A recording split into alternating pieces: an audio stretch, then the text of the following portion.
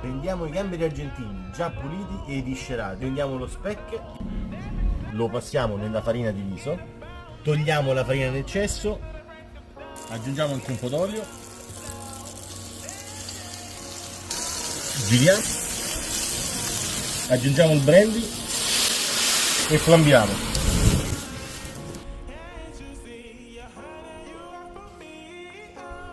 Ciao Cori!